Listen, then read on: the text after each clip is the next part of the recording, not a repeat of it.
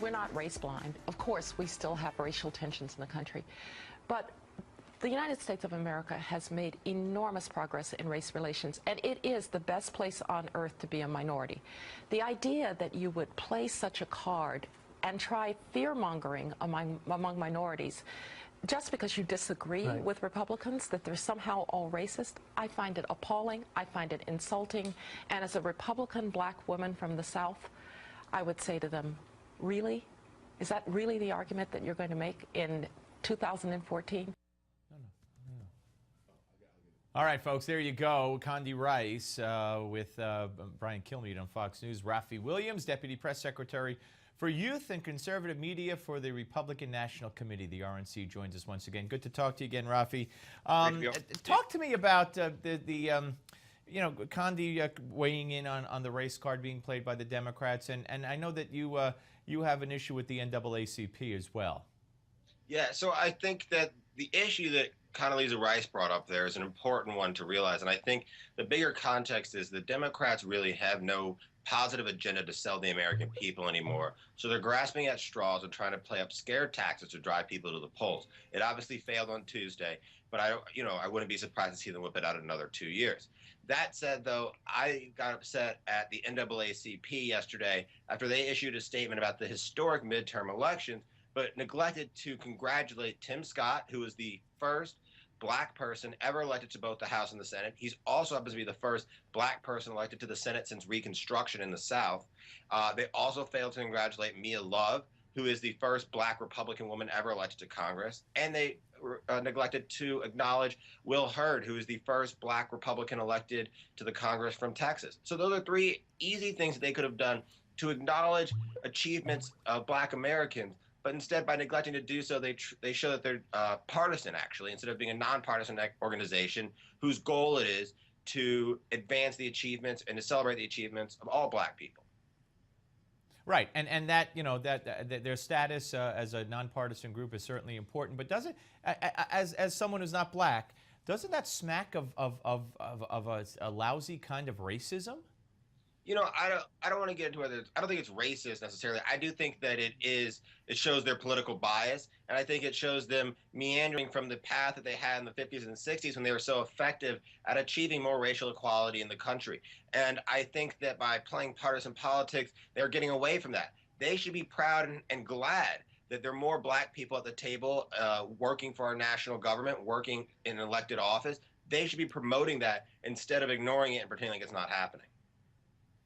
All right, let's move on to Hillary. And, you know, since you and I have talked the last time, there's been such a debate going on, and most people seem to be on the side that I'm on, and I would assume you are on, is that it was not a good night for Hillary Clinton. It also wasn't a good night for Bill Clinton, but he doesn't have any more political possibilities. I've heard some, like Rick Unger, who's a frequent guest on this show, that it was a great night for Hillary for various reasons. I just don't see it. If you go around and you stand next to and you raise the arm of loser after loser after loser, I just don't see how it's good for you. Well, look, I think there were over 20 candidates that she endorsed or fundraised for or helped out in some way, shape, or form who lost. It was a clear rejection of her policies, which are Obama's policies, which are the Democrats' policies.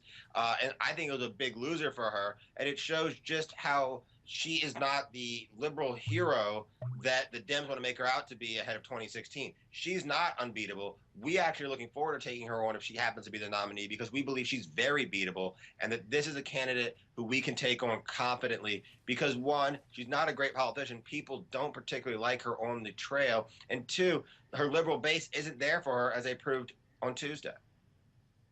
And by the way, when you speak to your boss, just tell him how great he did against Erin Burnett yesterday on CNN. You know, she was just, well, this doesn't sound conciliatory. This doesn't sound like you're going to be able to work together. And you know, again, completely ignoring the fact that the Republicans won. It was the president who was not conciliatory in his press conference, and again, you know, saying, I'm going to sign that executive order. Even Candy Crowley on that morning before the president spoke, and Todd from Meet the Press, Chuck Todd, Candy said it would be like throwing a hand grenade in the Senate. But, you know, it's the Republicans in the minds of some that just have to go crawling to Obama. It's crazy.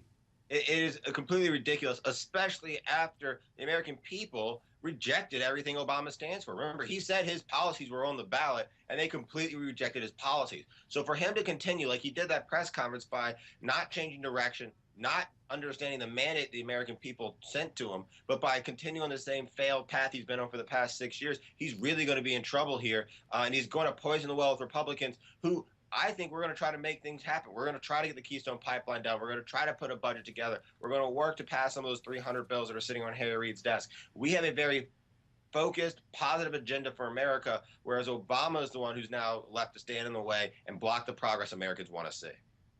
Right, and according to John Boehner's office, one of the things he said today at the meeting with the president was that there are more than 40 House-passed jobs bills that represent a great place to start with bipartisanship if he wanted to do that. Also, the 40-hour work week. There's so many. Anyway, Raffi, congratulations. You guys did a great job, and I know that you personally are in charge of an aspect that is so very important, not only with the results we just saw, but going forward. And I know you'll continue to do a great job there. Thanks for joining us again.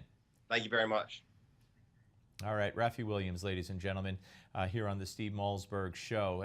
You know, just when you see these things on the media, you know, in the mainstream media especially, just sit back, try to smile. Try not to let it raise your blood pressure, because you'll live shorter. You want to live longer so you could watch more and more of this nonsense, right? All right, folks, we will be back with the chairman of For America as our all-star lineup continues today, Brent Bozell. That'll be after the break. But first, investment strategist Monty Resnick has 3 common investing mistakes you should avoid. I want you to stay tuned for our Max to Money moment. You're watching Max to Money. When it comes to investing, you always hear that past performance is no guarantee of future success. Yet many investors ignore that mantra and so often make 3 very common mistakes. First mistake is chasing returns. This is commonly referred to as rearview mirror investing.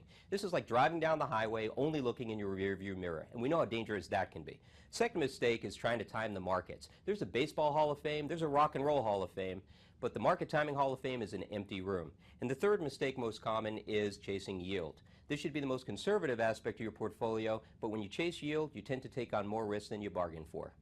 So don't fall victim to those mistakes. Talk to a financial advisor and have a strategy so that when you find that next gem, make sure not to get in too late or exit too soon. I'm Karina Brez. Get more money news at newsmax.com.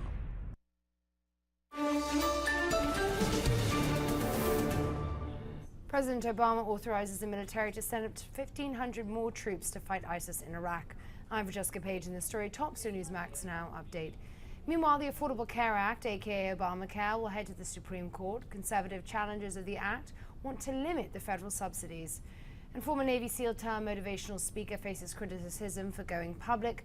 Robert O'Neill, who claims to have killed Osama bin Laden, tells an audience in Tennessee he's proud of his mission.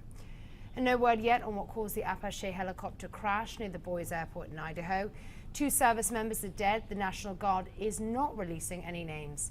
And in New Zealand, AC/DC drummer Phil Rudd still faces drug possession and threatening to kill charges, but murder for hire charges have been dropped. That's your Newsmax Now update. More coming your way in 30 minutes. And as always, stay connected at newsmax.com.